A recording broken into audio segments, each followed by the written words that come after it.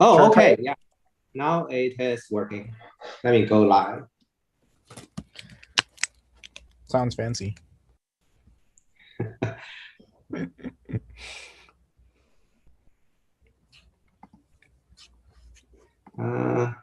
Who's We controlling are live, yeah. entrance? Sorry, what's that? Who's controlling the attendance? Someone should click on the admit. That's. Should I do that? You can do it if you see someone joining, but we should admit like guests like after the 3. But yeah, we can do it right now. Yeah. Just waiting for Garage, and then. Yeah, we're live on YouTube. I can see it. Yeah, that's great. And 58. Serge, can you send Garage a Slack channel message or something? Let me ping him. Yeah, just in case he is working on something. He replied my email this morning, so he must be remembering this. Yeah, the email is so hard. Like I tried, yeah, and I somehow get like into spam, and somehow it's not delivered.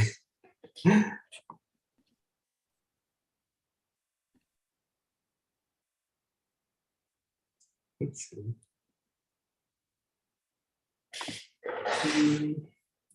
It's here. I see. Let me find him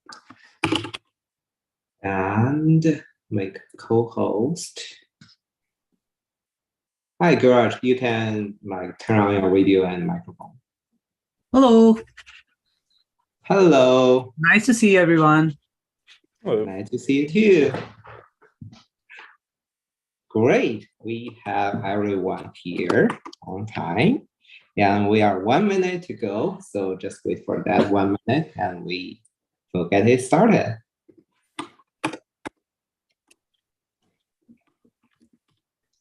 But have you moved to Canada already or are you still here? US? Is that to me? Yeah. Oh, I'm still in the US. I'm just finishing up my PhD, and I'm going to do a postdoc in Seattle for a year. Oh, for how long? Like a year? A year, yes. Oh, so I'll be joining Toronto next fall. Oh, that's nice. Yeah. And some fun time here, right? Seattle. Sorry? Having some fun time in Seattle, right? Yes. Yeah. That's a nice place. I've been there like 2 weeks ago. Oh, nice. Yeah. Great. So I guess we can get it started. So now it's 3 o'clock. So great, I'll get it started. Hello, everyone. We are already live on YouTube, and we already finalized our settings, and so we can get it started. All right. Hello, everyone. Welcome to our Student Systems panel session. So in this session, panel session, we will discuss various topics in academia job hunting. We have 5 panelists from different universities for this event, and they are here to answer a bunch of questions on how to get academia jobs. We will touch some basic stuff and maybe some advanced topics based on the audience questions. So this is how the panel will look like.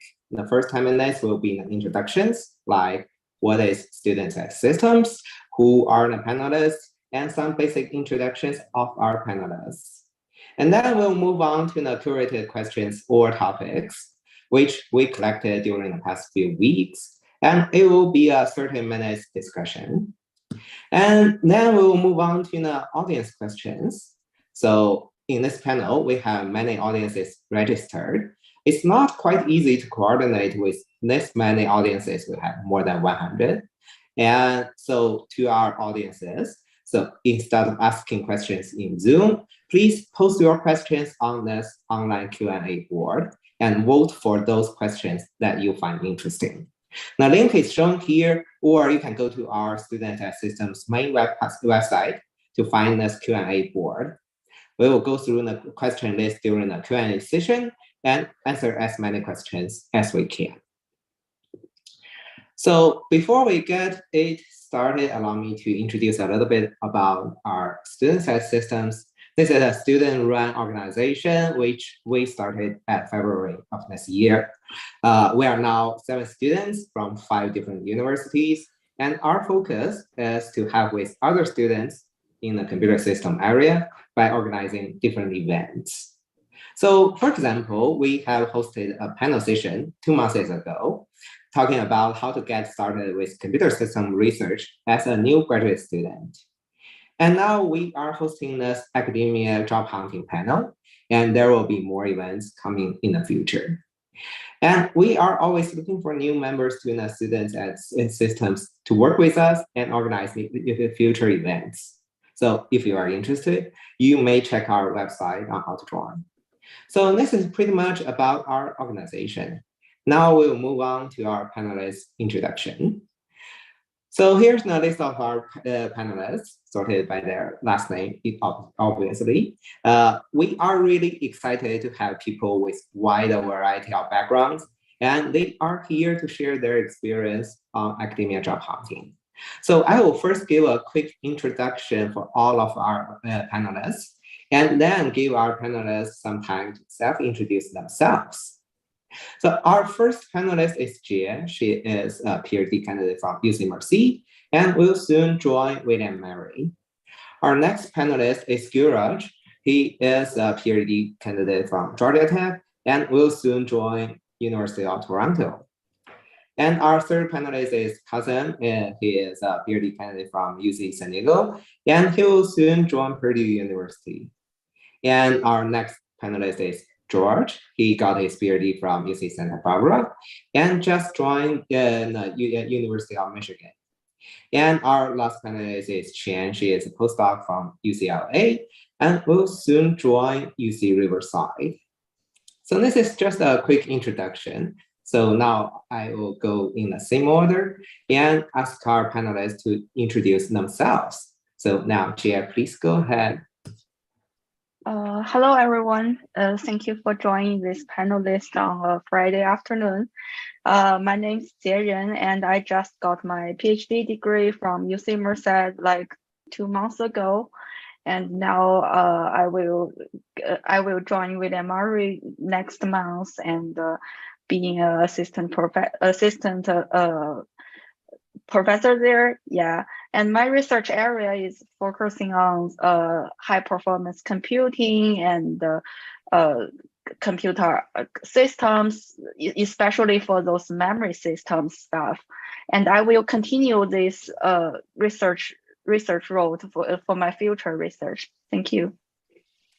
Thank you so much. And Guraj, please go ahead.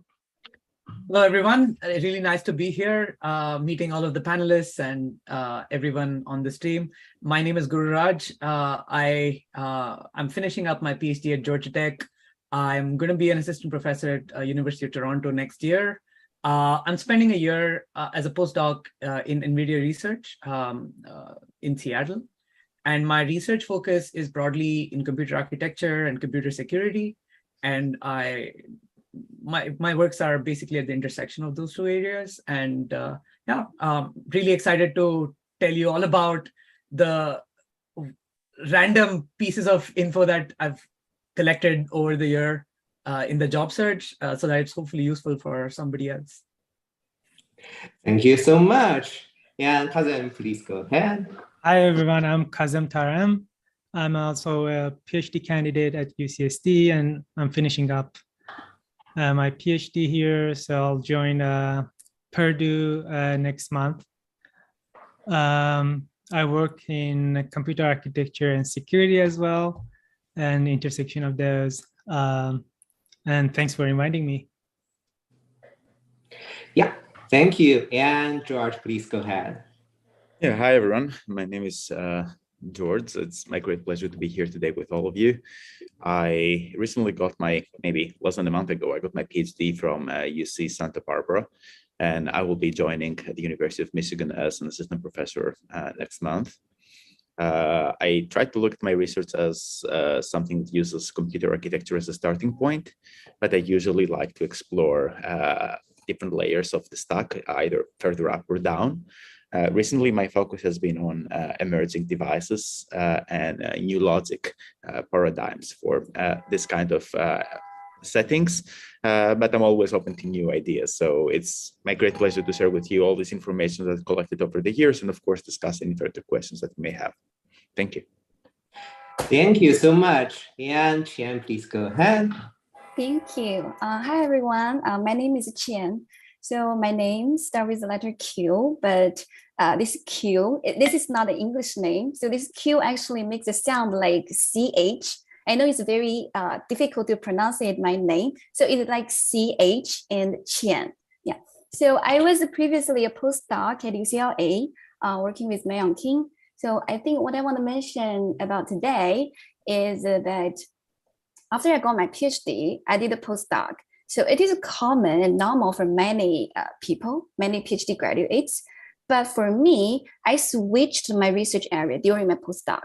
So my PhD was about hardware system design, especially hardware accelerator designs in heterogeneous computing. But I did a postdoc in software engineering, which is a completely different research area. It is about software developer tools for designing hardware accelerators.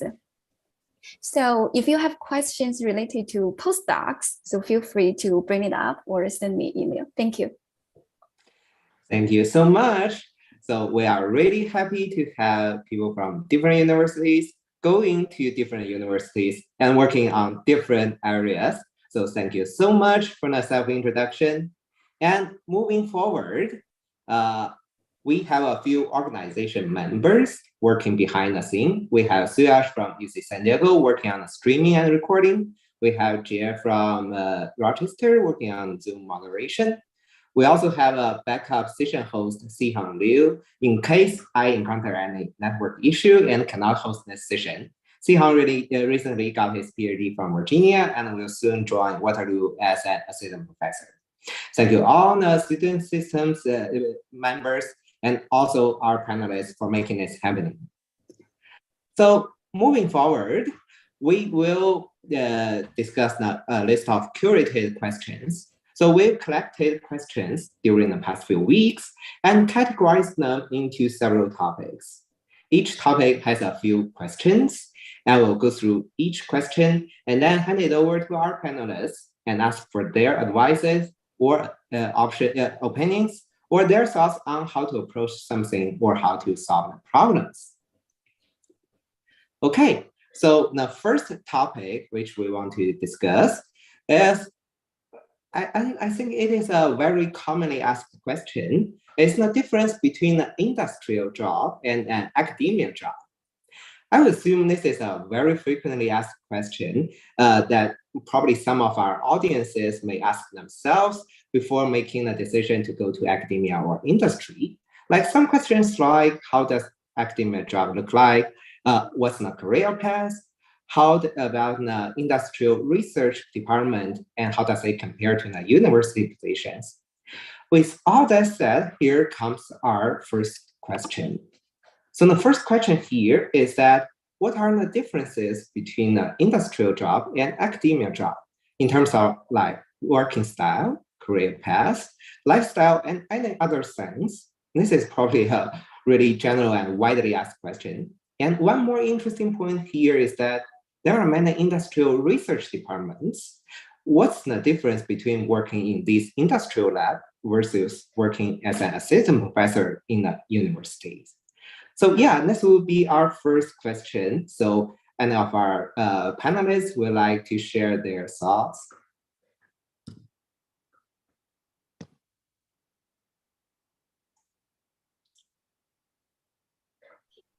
Maybe I can go first. Just to give context, when I started my PhD, I wasn't entirely clear that I wanted to go into academia. I was sort of undecided, and some of my perspectives between industry and academia have been decided or realized through internships in industry labs. So I think there are three broad differences in between industry, research labs, and academic jobs, I think you can sort of bucket them into, how much independence you get in your work, who you work with, and what you get, like what resources you get, right? In the first one, independence. In academia, you're fully independent, right? You can do whatever you want as long as you can raise the money for it. In industry, you're pushed in a direction. You have certain goals of the company, of your group, and so on, and you get to sort of work within those constraints, right? Second, so whichever is your style, you might be suited towards one or the other. The second thing I think is like the kind of people you work with, right? In industry, often it is other industry folks, product groups, etc., and maybe some interns. So most likely you will be working with other more senior people. In academia, most likely you're going to be working with your students, right? So you're going to be training them, you're going to be mentoring them, see them, grow into great researchers of their own stead. So again, there's sort of a difference. In one, you're sort of a mentor. The other, you're more of a contributor, right?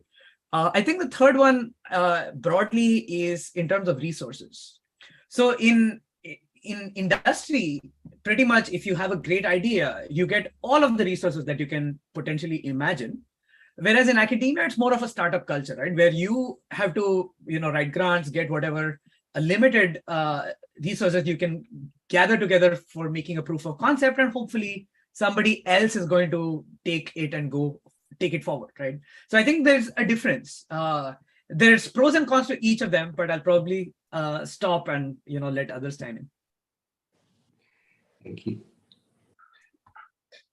That was a kind of complete answer. It's hard to add.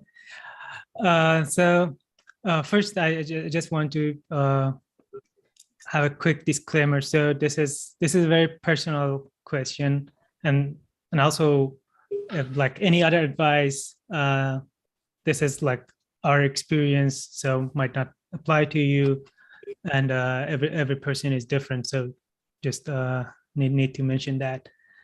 And it's a very good question. In fact, it brought up during my interviews. Like I got this question many times from different people, and it's good if you want to go to the academia route. You have some answer to this question. So yeah, some of things Guru mentioned, like who you work with, like teaching is also important part. If you like teaching, you like academia is kind of the only one that has teaching element.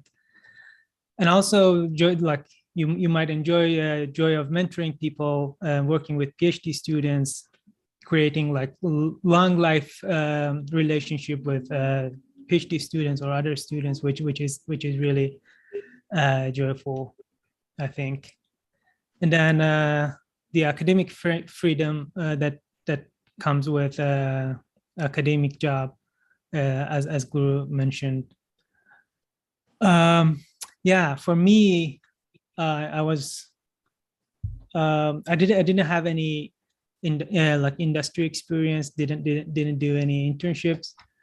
But the independence and freedom was the major point.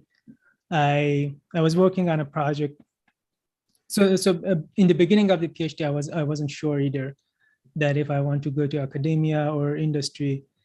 One day I was working on a project. It was a boring project, but I was very interested in that project in the beginning when I started. But then I reached to a point where I didn't want to continue, but I have to because I wanted to like finish the project. And this was a project I chose, right? So I thought to myself, if someone else gives me this project I don't like, or if I want to continue like working for other people, it's not for me, basically. So that was my deciding point. And also I want to mention this one. that's rather difficult to bring up. But when you think to even when you think to yourself, so I wasn't sure if this played any role in my decision or not, but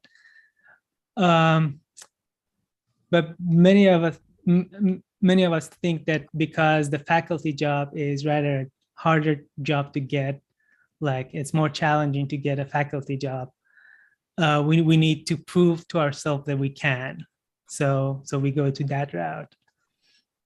And that's also important to know, like if that's the case for you or not.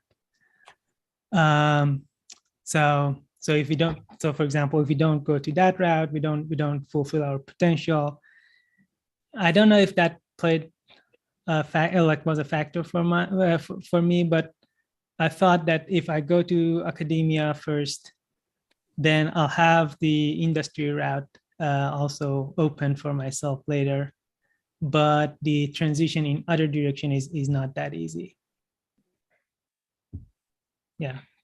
Yeah, that's a very interesting answer. And actually, we have George here. I believe George had many years of like industrial job first, and then decided to go to an academia. Is that correct? I don't have too many years. I spent some time in San Jose trying, I'm originally from Greece. So when I first decided to come to the US, I was trying to live the Silicon Valley dream, go there and try to do big things, right? And be awesome, make money and whatever comes through. After a while, I realized that this is not a reality for me. And to me, I think the previous two speakers mentioned many useful things, and I just have to add a little bit on top of that. I cannot be really innovative here, but to me, it boils down to your lifestyle and the flexibility. So when it comes down to the lifestyle, it was a very good observation that who do you work for, right? When you're in academia, pretty much you work for yourself. You may work for your students, but this is your personal choice. And it's not only that you work for yourself, but also the students or the postdocs that you recruit work for themselves. So this means that you have a group of people together that have fire in their heart. And this is cool. Like I get energy from that. I feel better when I deal with people like that, and it makes me more motivated to move forward. Like, of course, I enjoy profit. I enjoy as a human being, having a good salary and everything else. But when I wake up in the morning, this is not what drives me. The energy of people around me drives me more than that. And when I'm surrounded by people that I think have ambitions and they are doing it, they're doing it because they really like it, this makes me much, much happier. And this is one of the reasons that I picked academia that strongly. I prefer going out with people and talk about research ideas than going with people out and talking about investments. And this is just me. So this is something that I felt very, very strongly. And this was one of the main reasons.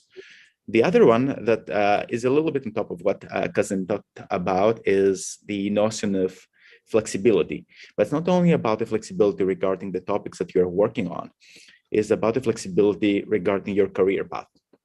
Let's say I go to a company and I have a 10 years long, very, very successful career. Going back to academia is almost impossible. Like we know some examples, they're one or two, right? They are the exceptions to the rule. They're not the rule. But many people that had a successful academic career and then made a switch. So I think this is something that played a big role in my decision. So I thought, okay, I'll give a shot to academia. If I like it, it's great. I will stay here. If I don't like it, there's always an exit. And the exit is easy. Most probably, you see the professors that leave, they become directors.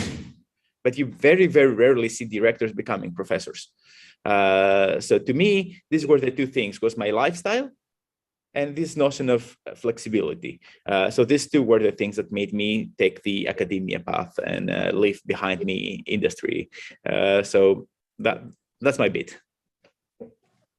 Yeah, that's perfect. And actually, we have the next question, which is pretty similar to the current one, and which is, what makes you finally decide to go to the academia? And I will leave this question to Jie and Qian. Jie, would you like to share your thoughts? Like it could be anything like related to the first question or that's the second question. Yeah, well, yeah, I guess my what makes me to do this final decision is similar to what to the previous two panelists talking about, which is about giving a shot in academia. I do have one summer working for industrial, but it's kind of combination of the coding and the research. And I think that is also fun. It's about building the wheel, and I feel like it's not as disturbing as doing the research and get a paper being rejected and reject again. Yeah. So when I was on the job market, I was thinking both paths okay for me, and I was trying to get more job interview as possible and trying to see what I can get. But later on, and I finally realized that if I went to a job that's doing the coding a lot, it is highly possible that I cannot get a academia job later. So I think let me just give a try on the academia. I know there's a lot of uncertainty. There's a lot of pressure about getting the funding or getting the tenure or teaching, but at least I have the choice, so that makes me do the final decision here. Yeah. Great. Yeah, so maybe I'm not the best person to answer this question because I have very limited experience of working in industry, but I can definitely share my observations and some advice that I got from my letter writers. So one of my letter writers, who is a professor at UCLA, told me the reason that he want to go academia is he want to be his own boss, such that he can have more freedom on what he will work on. So another difference is that, so though I don't have experience in industry, but I worked closely with people from industry companies on every single of my projects. So one of my observations is that industry projects are usually more solid than research projects at universities, which are usually prototypes of some research ideas. And I saw that many faculty members, they even like to brag about his or her work if the research project has been integrated into industry projects. So that being said, at least in my research field, in the industry research is at least as good as research in academia. Yeah, so for the reason that I decided to go academia, so I was advised that if people ask you this question, then you should definitely say you enjoy working with students, you enjoy teaching. I do love working with students, I do love teaching, but for me, I think my personal reason is that I enjoy the process of having my work published. So it's not about having a paper, having a research paper published. It is about, talking with people in your community about your ideas, about making your work open for this community, so people can make use of it. So, and also for this words like considering the uncertain, long and tiring road to tenure, I personally do not worry about this uncertain, long and tiring road to tenure. It's all about how you think about it, right? How you think of it. So if you feel like the tenure process is a tiring road, why not go industry? I usually tell myself the tenure process, tenure track is probably the best thing. Why? See, at the end of the day, even if the tenure evaluation doesn't work out for you, you got 6 years of freedom to work on projects that you like. So one of my friends was previously a faculty member, but he switched to industry after 3 years. So I think, yeah, that is my take. Thank you. Thank you so much. So I guess the takeaway is in general in the academia, we have a lot of freedom. We can do, actually it's like you are opening your own startups, but that is your lab. And compared to an industry job, it could be less freedom and probably less interesting if the project itself is not that interesting. But I guess it's still a personal choice that is case by case. So thank you all for like sharing your thoughts on this first topic. Oh, okay, yeah, go ahead. I have a little note here. Mm-hmm. So I think there is a third choice that has been frequently overlooked or is less known, and this is national labs. So I spent quite some time working in national labs, and I've spent even more time collaborating with national labs. And national labs may be a happy medium between the two for some of the people. You are somehow bounded to the funding, but then again, you have some flexibility there. And again, one of the things why people believe that academia is a good place is also stability, right? Because after 6 years, you get tenured and you are not afraid that someone will switch the projects and fire you, potentially. Hopefully this will never happen, but this is a factor that people think about. But for example, national labs usually have different types of projects because they have different funding sources and different resources as well regarding their equipment. But also they have some of the stability things and freedom things from academia. So my experience is that there is a medium case there. And this is something that's much less known, but I think that people that are having this kind of debate inside them, industry versus academia, maybe they can also add versus national labs. And national labs are a choice that can also apply to international students. So there are national labs that do some work that it is only for US citizens and you cannot touch it if you don't have the citizenship and whatever clearance. But there are other labs that do interesting work and they don't require this. So I think this is something that I found throughout the years to be very, very useful, both as an potential, choice for my career or anyone's career, but also as a great resource for collaborations. And I think this is something that should be highlighted. Oh, that is an interesting point. I have never thought about that national labs could be like another choice in the between. So yeah, that would be great. And I think this concludes our first topic. We still have 2 topics to go. So now, if we don't have anything else to add, we will move to our next topic, which is we want to talk about how to prepare for the academia. So this probably includes many questions by how to prepare for the job hunting, how to apply for different skills, how to get recommendation letters. But we are not able to answer all of these questions within this 1 hour of panel. But we have prepared 2 frequently asked questions for our panelists. So the first question here is, should a PhD student get a postdoc before going to academia? So there are many benefits like probably getting more publications or making more connections, but this may take 1 or 2 more years before you start your assistant professor job. So should a PhD student get a postdoc? Let's see how our panelists think about this question. I think I can take this one. So I was previously a postdoc at UCLA for more than 2 years, but my case is a little bit unusual. So I personally have a very clear mind of what kind of research I want to work on. So my PhD was about hardware design. Then I realized that if people cannot make use of your hardware system in their software applications, then why should I work on it? So I switched my research area to software developer tools for general software developers to make use of emerging hardware devices. So it makes sense to me to do a postdoc before going on the job market. Yeah, because I was switching my research area. So sometimes I feel like postdoc positions are actually training positions for faculty jobs. So if you think you're lacking of letters or advising experience, funding proposal experience, doing a postdoc may be helpful, but think carefully if you want to do the postdoc. So the first thing that I want to say is the job market is changing. There are many factors can eventually decide whether if you can get a faculty job or not.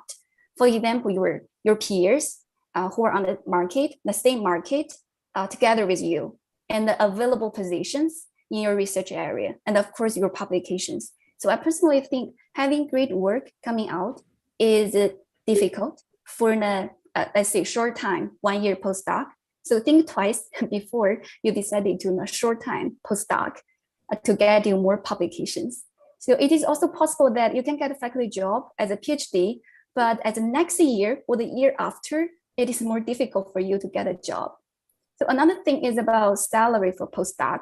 Postdoc salaries at universities are pretty low in comparison to industry jobs or faculty jobs or industry postdocs. So this is another factor to think about if you have a family. The third thing I think is if you have already decided to do a postdoc, then make sure to make use of this chance to get more advising experience, funding proposal experience, and also to reach out to more people, as many people as you can, to get more letters. So, and also one of my letter writers told me people usually set higher bars for postdocs than PhDs on the job market, academic job market. So I don't know if it is true or not, because I don't feel like that. So, but I'm bringing it up so you can think about it. Thank you. That's perfect. I think I can chime in with maybe some reasons why we should not do a postdoc, right? Like just play the devil's advocate here. So as Kian mentioned that, postdocs allow you to improve your research profile, get more letters, get more experience, etc. But I think one should also think a little hard, right? Whether one really wants to do a postdoc for the following reasons.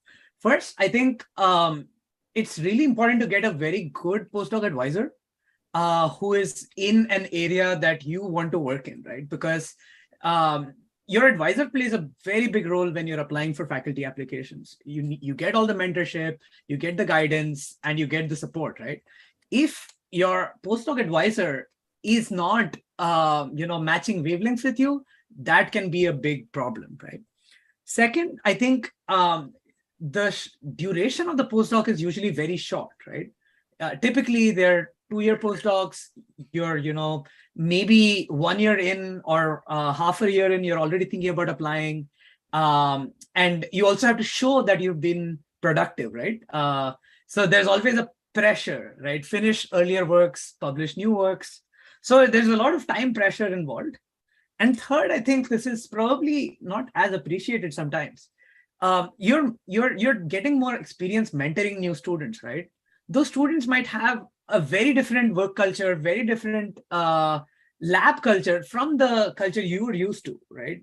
So if you are used to mentoring in a particular style, if you need to now mentor students in another group, in another culture with different experiences and different skill sets, sometimes that can also be a challenge, right? It can be a learning experience, but it can also be a challenge. So I think it's good to do postdoc, but I think you really need to think hard whether the postdoc is matching, like ticking all of the boxes that you need to think hard about. Yeah. That's great. Like we now hear why you should do a postdoc and also hear why you may not want to do a postdoc. That's a very interesting discussion. And George, do you want to add something? Or I see. I have not done a postdoc, but I've worked with many postdocs over the years. I'll tell you why I didn't do it, right? Why I didn't take this path. And for me, it was like when Xian mentioned, I think Xian mentioned a really interesting thing there that says, when you want to change your career, when you want to change your focus, this is a period that's kind of a safety pillow. So you can start getting exposure to a new field. And again, it's nice to publish, but you don't have to publish your newest thing. Maybe this is a little bit of pillow that buys you time, and you have other papers from the last years of your PhD that are already in the pipeline, and you're just waiting. Sometimes journals take a year, or sometimes you have something in a conference and has a rebuttal. This may give you a little bit of time, and it can help you. At the same time, if you have a good record and you have projects that are going strong, and like in my case, I knew I've been fortunate to have been communicating with people from funding agencies for the last couple of years, maybe because of my type of research. And I know that some new projects are about to start. I know from them that, being a postdoc does not give you the opportunity to be a PI. And I want it to be a PI because I want to apply for these projects. I want to take, advantage of all the momentum. Given this kind of momentum, I thought that I'm willing to take more risk in my day-to-day things, let's say, or my overall experience and get into academia straight in rather than just take the safer route and maybe get some further experience while maybe losing some kind of other funding opportunities and letting some of this kind of work fade away. So for me, this was also something that played a role in my decision. It's not like always getting more skills. It's awesome, right? Everybody is insecure. Everybody has insecurities, and everybody believes that after a while you can become better. It's all about how you decide, where do you put the weight? Do you put more weight on how you work on some of your insecurities, or how you give priority to some of your funding, or whatever else?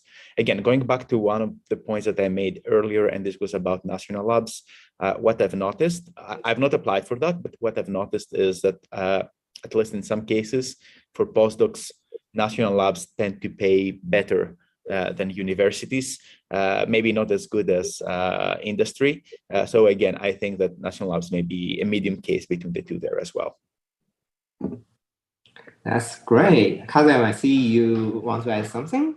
Yeah, I just want to mention this, that this the time pressure in particular is harder for systems research because it usually takes like longer time to build a system and reach to publication.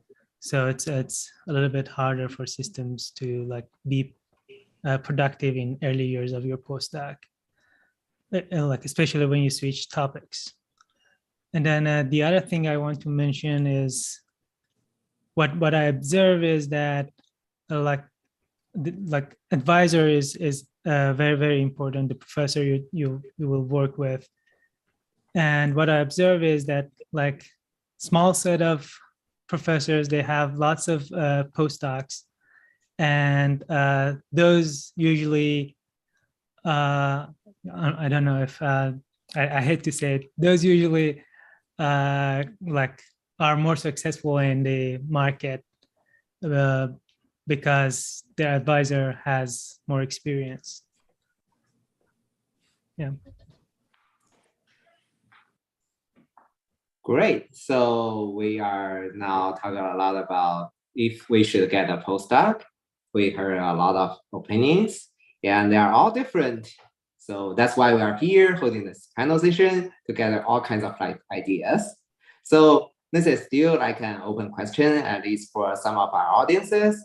Get a postdoc or not? We at least hear some opinions from our panelists. So I guess we can now move on to our second question in this topic, which is related to a lot of application process, that is to get a recommendation letter. So recommendation letter is very important as part of the academic application, but to get it started, we have some more detailed questions, such as who should be the letter writers and how to ask for a letter, and especially how to ask for a strong letter. So are there any general guidelines, or are there some special tricks that we can leverage to ensure high quality letters? So let's see how our panelists think about this. Yeah, I guess I can start with this one. So about the first question, who should be letter writers? The first definitely is your PhD advisor, because he or she knows the best of your work. And also, I think the collaborators you have been worked with as a good candidates to be the letter writers. Even they are not like a senior professor or a well-known professor, but they do know about your work, and you can and they can do a very good recommendation of your personality and your how you behavior in terms of doing the research and in academia. And I know that some people are getting this recommendation letter from those well-known professors, even they do not work with them, because in that way those professors can write this recommendation letter like, I know their work, and their work has very big impact respect, and it's well known in the community. So if you can get one of those professors to recommend one of your representative work or some of your representative work, that will be great.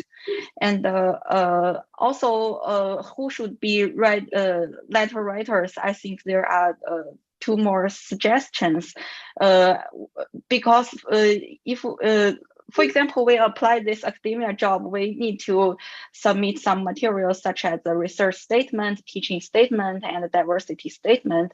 So all those previous letter writers I talked about is about recommending your research, and you can get someone to speak something about your teaching skills. For example, you are a TA for a course, and you can let that professor to be your letter writers and talking about your teaching skills, or you are joining some diversity groups such as Women in STEAM or other groups, and there are some senior people there. For example, I personally joined this Women in HPC group, and there are a lot of research scientists in HPC field, and they are willing to help me to get this recommendation letter finished. So yeah, that's my answer for the first question, who should be the letter writers. So I think if I give one advice on who should be the writer letters, that would be, don't be shy. Yeah, my experience with that. So you set up a meeting immediately if you decided to go on the job market this year with your advisor, with your PhD advisor or postdoc advisor. They have much more experience than you. So you set up a meeting with your advisor or with anyone in your department, the faculty member in your department, to discuss your potential letter writers with them early. For example, I did this. I set up a meeting with my postdoc advisor and my PhD advisor last July or August. Now. So at this time, if you have decided to be on the market this year, set up the meeting now and reach out to at least 5 people for letters. So in the email, my postdoc advisor has been very helpful in helping me drafting the letter request emails. So I was told that, so you should definitely mention, oh, if you are busy, I can also help write up or draft several paragraphs for you if he or she feels useful. Yeah, don't be shy. Yeah, discuss with your advisors, list all the potential letter writers' names and reach out to people.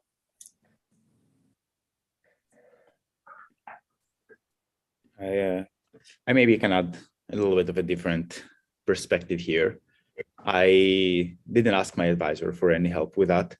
I was like, okay, I work with a bunch of people, and you know, I thought that we have a good relationship with them and tried to talk to them. For me, it's like any kind of relationship. You have to understand that what makes this relationship successful is honesty and good communication. So if these people know your work and know you personally, to me, they will respond to you no matter what you write. As far as you write and you're yourself, this is what they will write in the letter, right? You don't want them to write something that you're not. You don't want to say something that you cannot support. And your goal should not be to trick people. The goal should be just believe in your letter writer, say, no matter, write your best. It's a gamble. You don't see the letters. You just have to trust them. You trust the process. And you can ask them directly. Like, my plan is to go to a top school. Your letter will play maybe a big role. Can you do this or not? If you cannot, I will ask someone else. And worst case scenario, they will say no. Best case, they will say yes, and this is going to work out nicely. In my case, because my research is quite diverse, I was trying to ask letters from professors that are both from CS and EC departments. I try to ask letters from people within my school as well as other schools. And I don't know if this is just my personal taste or it's a reality or whatever, but I think that collecting letters also from people that come from other institutes may speak for itself, because your work is not only known within the group of people that you have under the same roof, but people from other institutes know what you do. And you may even apply there. So if you apply to a school and you have someone who wrote a letter on your behalf from there, I don't really know if you have an advantage, but I believe that you may have one. This is kind of a speculation, but this is at least the way I speculate things. And also to make it clear, we should definitely reach out to people that you collaborated and the people that know you very well. So what I mean by setting up a meeting with your advisor to discuss about the potential letter writers. So what I did is that I list all of my collaborators' names and the people that I know in my community. Then I will discuss my final letter writers with my advisor, to make sure they are from different research area. For example, I switched my research area. So I have letters from hardware system community. I have letters from software engineering and programming language, something like this. So make sure the letters, they represent a diversity, right? Diversity of my diverse research communities, and they are from different areas. I have letters from United States, from Asia, and also from Europe. So for this, people will know, oh, you are very well collaborated with people. People know your work. They will make use of your work. Their letters can tell them more, can tell the schools that you applied for, can tell them more about you. Thank you. I have a couple of follow-up points that I wanted to make. So first, I just want to clarify what is the purpose of the letter, right? The purpose of the letter is to, the readers, I believe, want to know how good your research is, how impactful your research is, how,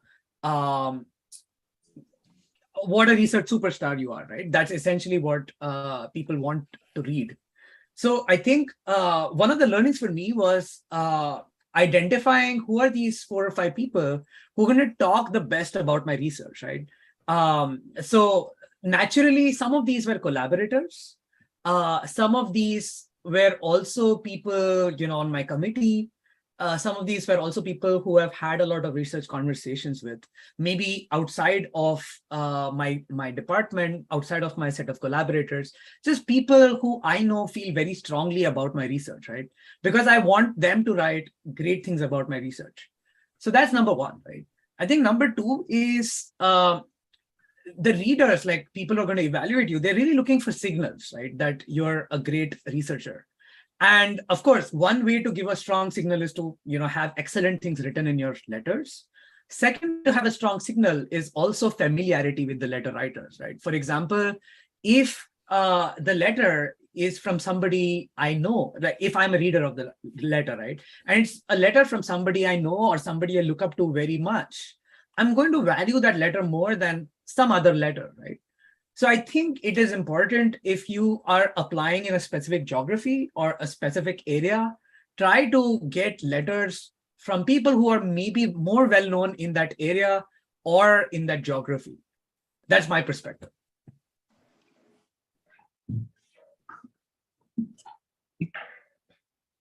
Very, very, very good points. I think I'm going to mention this, like that's for the second question, how to ask for letters. I think what I did was I finished my statements and send the statements to the letter writer so they can better know my work. So that's one recommendation I have. I couldn't agree more with Guru Raj. Like if the reader knows the person who writes the letter, that goes a long way.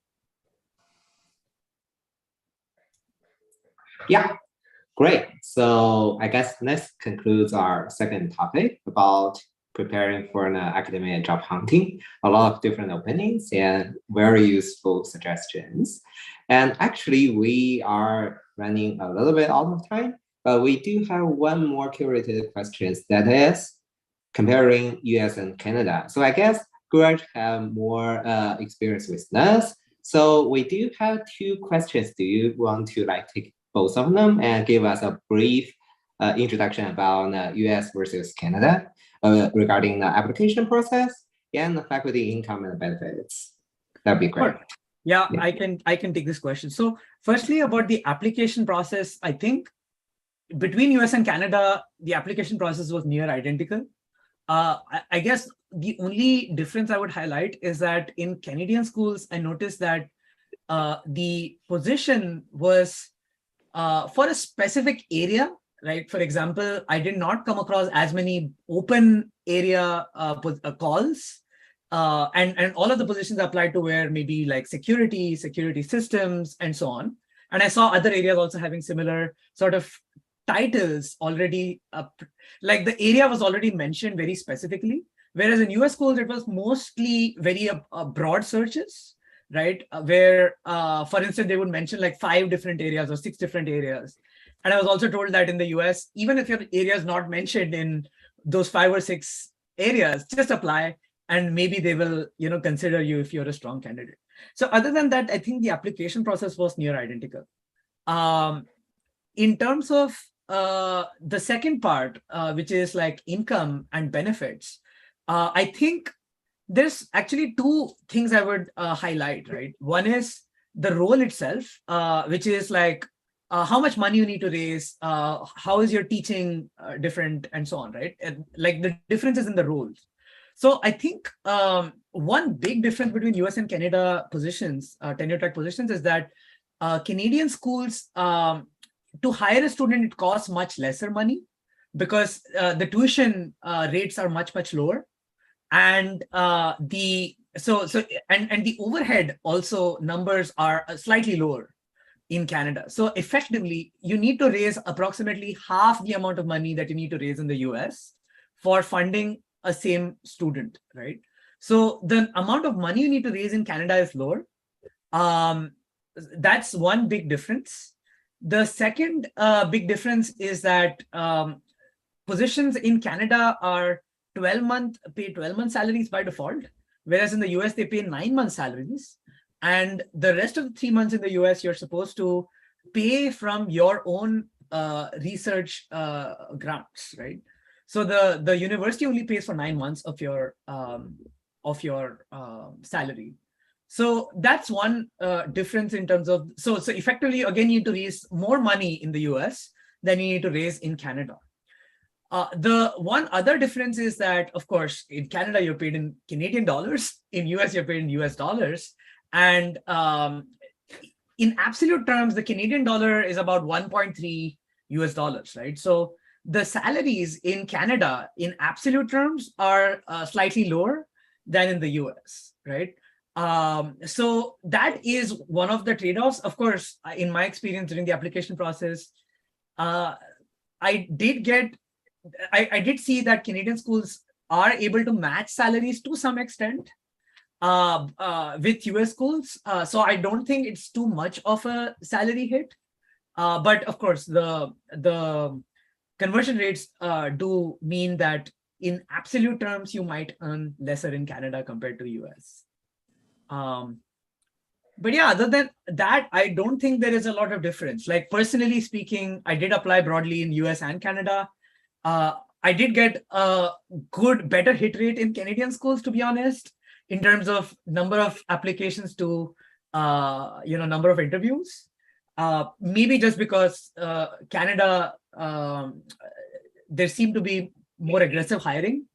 But otherwise, I think in terms of the job, in terms of the way the system works, it was near identical. Yeah, that's great to hear. And we are almost out of time, but let's give us a few minutes to talk about audience questions. So we have our audiences ask questions, but if you have more questions, please go to next link or scan this barcode. And we will answer as many questions as we can. Probably we can take 5 or 10 minutes. And let's see. So now we are looking at the first question with live votes. So the question is, my advisors favor longer, higher impact papers. So I feel insecure about number of publications I have compared to my peers. Should I worry about that? I think it is basically a comparison between impact and the number of papers.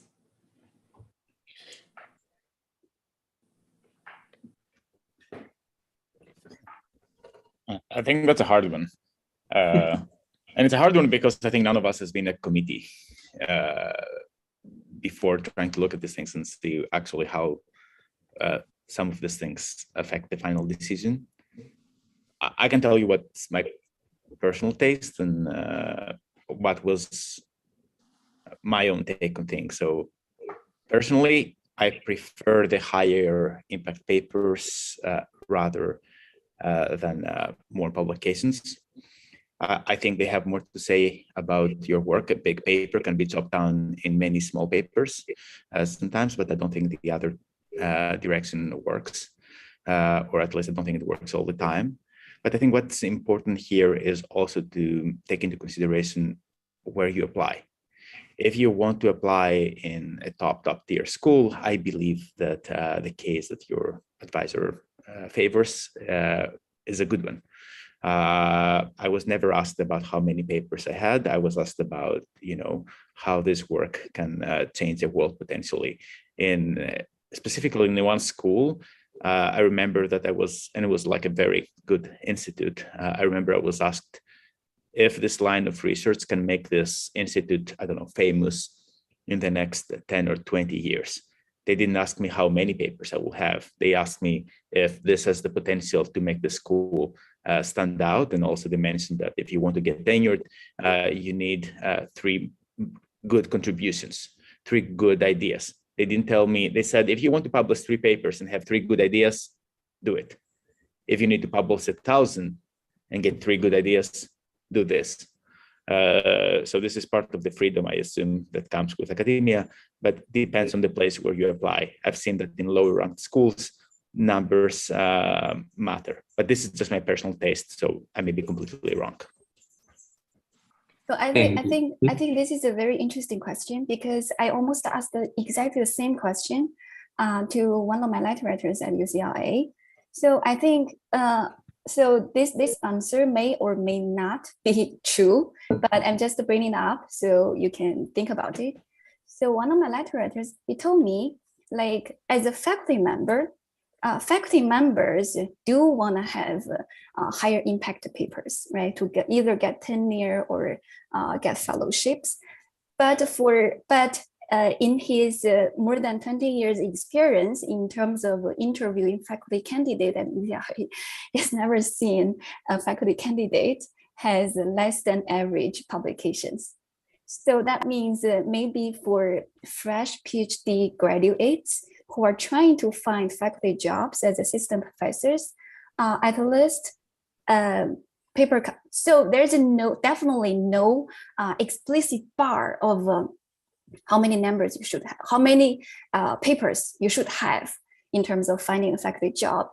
But at least the faculty will vote, and if this applicant is above average, lower than average. So I think having higher impact papers, definitely it is important, especially for faculty members. But for PhD students, in addition to having impact papers, we should also think about the number of publications. Yeah, thank you. That concludes our first question, and we can move on. So the next question is about postdocs. We discussed during the curated question list, so we will skip this one. And for the next question, this one is very interesting, and I think it could be a tough question. So is there bias on where you graduated when you look for academia jobs, especially for the students graduated from low-ranked schools? So this is probably a tough question, but let's see how our panelists think about it. I think I don't see an obvious bias based on my experience.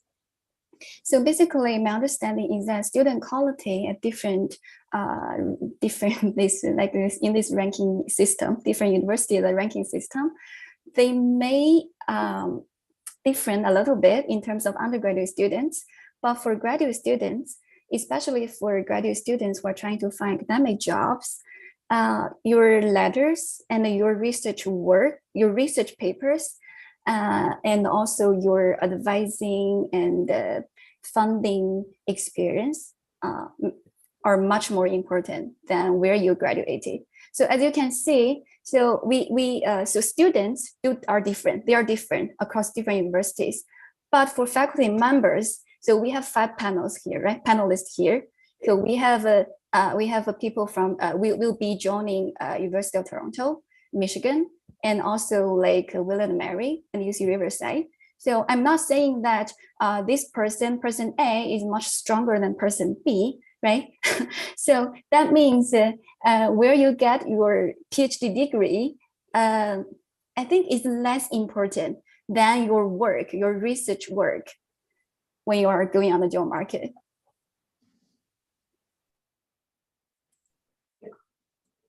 I guess I can take this one because I graduated from UC Merced, and like 4 or 5 years ago when I go to a conference, the most question I got asked is about where is the UC Merced, what school it is. So I'm not saying it's a low ranking school, but it's definitely a less people known school, I guess.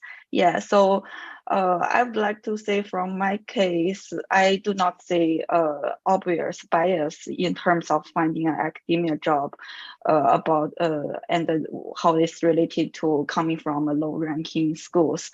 But my personal experience is kind of related to the previous question we just asked about if it is better to get a high impact work or get a lot of publication. And my personal experience is like the high impact work can be helpful to help people to know you instead of from which university you are getting the PhD degree from. For example, I got like one paper is kind of well known in the community. So when I gave the job talk, more than one people are told me like, oh, I have read this paper, I have heard of this paper, I have used this paper. So in that case, I guess people will not focusing on where I got my degree from, but focusing on my work, and they agree with my work, so they will happy to give a chance to let me give a job talk, let me doing this hiring process. So yeah, I guess if you are in a low rank university you think it is, maybe you should focus a little bit more on doing an impactful job and letting people know you better. Yeah. Yeah. Great. So I guess that answers our next question. So we do have a lot of questions, but let's answer 2 more and we can conclude this session. So for the next question, what do universities look for when deciding who to invite for an interview? So this is also a very interesting question, and of our panelists would like to take this one. So I think there's 2 parts to this, right? First is, what are the requirements of the university at any year? You know, what areas are they looking to hire in?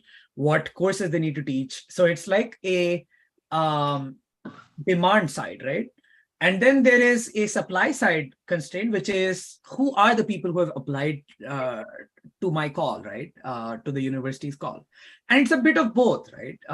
That determines whether you get a call at a particular university or not, right? So for instance, from the, if I look at it from the demand side, which is the constraints of the university. So maybe the university is really looking to hire in area X because they need someone who will teach a course in operating systems or computer architecture or security, right? Whatever. So they need somebody in that area, right? They need somebody who's going to teach that course. That could be one. Second constraint could be that maybe they lost somebody who was in that area, or they, or they're seeing a lot of students take courses in that particular area. And the third thing that could be from the university side is maybe there is some strategic initiative that requires them to hire in that particular area. For instance, a lot of universities are having strategic plans that involves a lot of growth in AI or security or maybe quantum or sustainable computing, what have you, right? So maybe that's one of the reasons why they want to hire in a particular area. Now, second, I think, is what candidates apply to them, right? So for instance, if they see that there is a candidate who is a very good fit to what they're already requiring, then it's a very high likelihood that they might, and of course the candidate is already strong, they might give this candidate a interview call. Otherwise, if they see that, okay, there is a really, really strong candidate, and that candidate doesn't necessarily fit in any of the buckets that they're hiring for, they might still again give that candidate a call, because, well, they're not hiring just for a couple of years, right? They're hiring for 20 years. So if they see that this candidate has a really strong potential to be, a leader, this candidate can make them famous, this candidate can be a superstar, then they might still give them a chance, even if they're not hiring in that particular area. Great. So if we don't have anything else to add, let's move on to our final question, which seems to be another interesting question, which is, how do people with toxic advisors or without advisor support apply for the faculty jobs? That's, I don't know how to answer this question, but probably our panelists know some stories.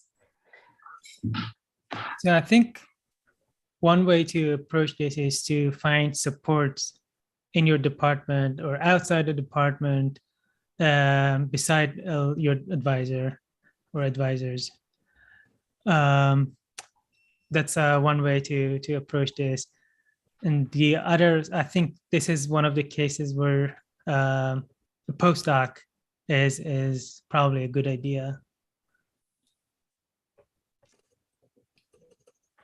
Yeah, also, if I add a little bit, which is not on the practical side, but it's more on the emotional side, and a disclaimer, my advisor was a great guy. I think you should be extra motivated when you reach this point, because you will soon enough be out of the door and you won't have to deal with this person again. So apply with passion and all your heart. If you reach this point, I'm sure you're a star on your own. People will see your work.